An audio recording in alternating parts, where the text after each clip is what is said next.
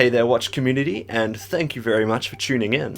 Today we're looking at the Casio A500WA. It's a world timepiece, it's a lot of fun. We're going to go through the specifications, do a little demo of the features, pros and cons. We've got a full review coming up, let's get started. So, a great place for us to get started is with the specifications of this piece. Let's move it over to the left here, and we're going to put the specs up on the right-hand side of the screen. Aside from the info that's listed just about everywhere on the internet, a couple of things that I found just in the instruction booklet are we've got a plus, minus, or 30 seconds accuracy for each month. We've got a 3-year battery life. Now that 3 years is based on 10 seconds of your alarm going off each day, as well as 1.5 seconds of the backlight being used. So with the specifications done, let's move on to a little overview of the features and of course a demo. Now this is a Casio watch, of course we're going to assume it's packed full of different features, so let's try and get through a few of them now. The button layout in the instruction manual is we've got our button A, button B, button C, and button D down here. Looking at this overall, we can see our date, seconds, hour, minute, day of the week, all very standard. Up this top left here is like a dashboard, which you'll see in a minute. It's going to say, hey, you've got an alarm set, or hey, the hourly signal is on, that kind of thing. Over on the top right, that is our graph of the world. Now, if we hit button D, we can see the little highlighted section of that world is going to change. These are a few different time zones that I set for myself, and I can jump into them anytime by hitting D. Alright, so we've got LA, New York, Berlin, and Tokyo. Now you can see each of them have a little number, so T2, T3, T4, and T1. T1 being your home city. I guess the other thing that we're going to be doing a lot is changing our modes. So down here to button C, bing, there we go, world time, UTC. This one, the alarms. Alright, so there's 5 different alarms that we can scroll through. Alarm 2, 3, 4, 5. And the last one is for our hourly signal. I said that strangely. Okay, so look, that's off right now. If we jump up to A, we can see this 7:30 alarm is on and on. So if you notice here, it says alarm 1-on. That 1 up there is telling us that it's a one-time alarm. It's going to sound and then revert to being off again. Tap A again.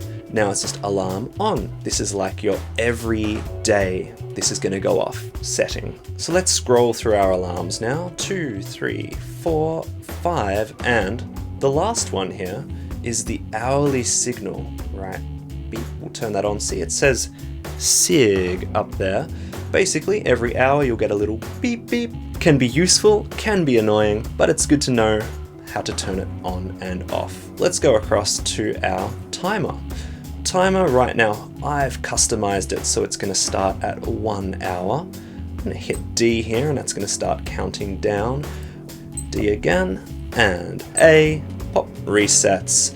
Now if I want to change that amount, right, I've held in A for a second. Let's go 23 hours. So we can tell it's got a maximum kind of time limit there. Make it a 2 hour, make it a, let's jump across by hitting C. Let's go in here. Hold it in, it's gonna go a little bit faster. Let's go with 40-minute timer. Boom, that is set. Easy as. Jumping across again, we have a stopwatch.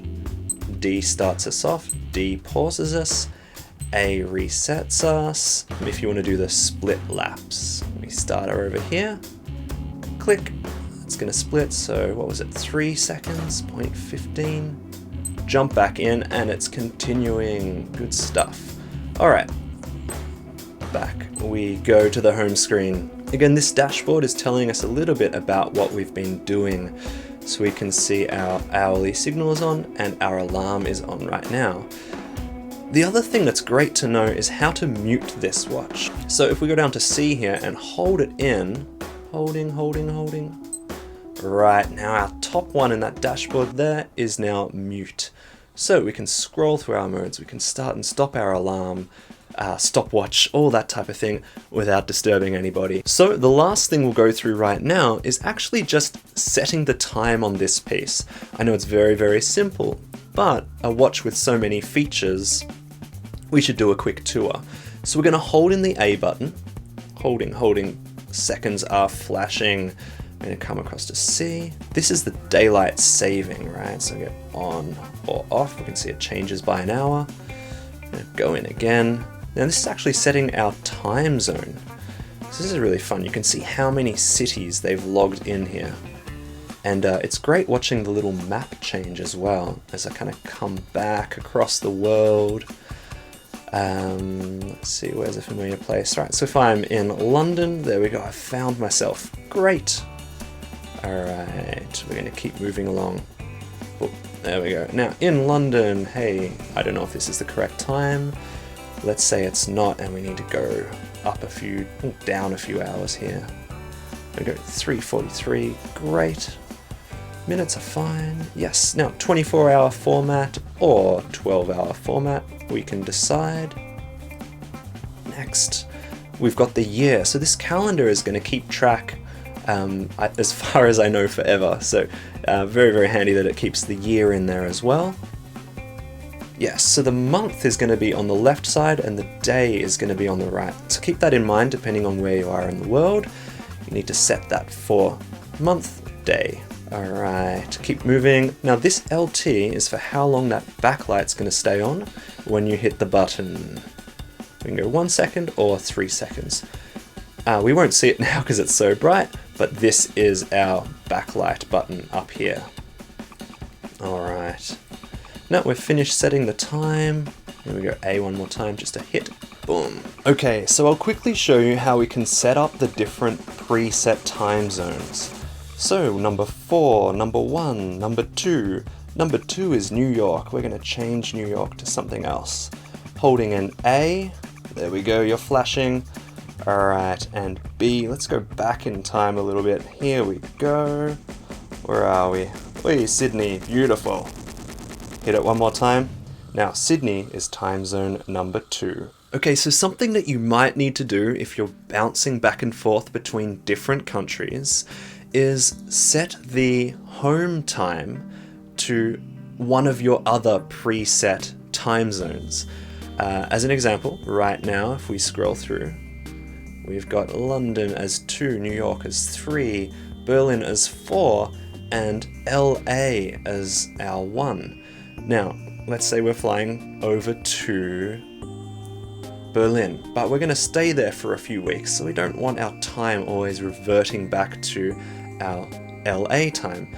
So once we've arrived at Berlin number 4, we're going to press A and B at the same time. Beep. Alright, now Berlin has become number 1.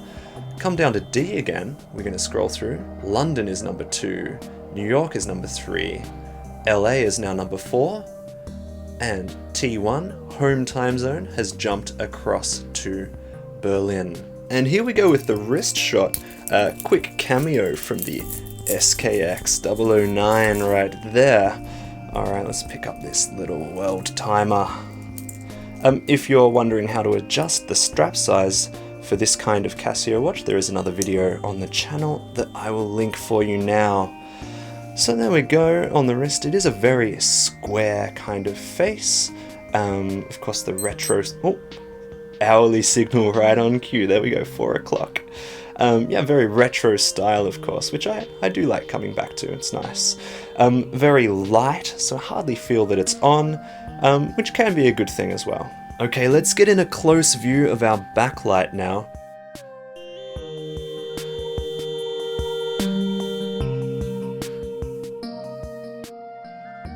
So let's jump into our pros and cons now. Some things that I do really like about this watch are its travel features.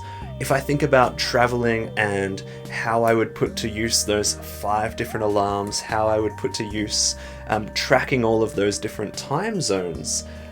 I'm sure I'd really find it to be very useful in a travel situation. More on the aesthetic side, I love kind of the retro styling. I love that the world map visualizes your different time zones, right? So when you scroll through, ooh, what time is it in Berlin? I love seeing that little highlighted section shift across as it shows me the time there. Not sure why, it's just something I love doing. Having a bit of that fun fiddle factor to a timepiece is really, really cool for me. In the price, it is very cheap. It's as we'd expect from this line of Casios. I believe the retail price on Casio's website is $40. I'm looking in US dollars right now. And then the price that I saw on Amazon, I think, was $25. So definitely not a pricey piece to pick up if it's something that you're interested in, or you're going to find it useful, or you love kind of the retro style. Getting to the things that I don't love so much about this watch, I think there's only one thing that I really want to focus on. Because it is a low-priced watch, if I talk about the materials feeling, oh, doesn't feel so premium, that kind of comment isn't so fair. I know it's a lightweight materials kind of watch. It's not going to fall apart on me, but it's not going to feel premium, and that's totally okay. So the thing that I wanted to focus on is the backlight choice. It's a LED light that comes in just from one side, so that orange glow, it doesn't fill up the screen evenly, and it just doesn't feel satisfying when you hit that light button and you go, oh yeah, I love that. I love how that looks, like you might do with some other digital watches. So the LED is used on this, and it's only on one side.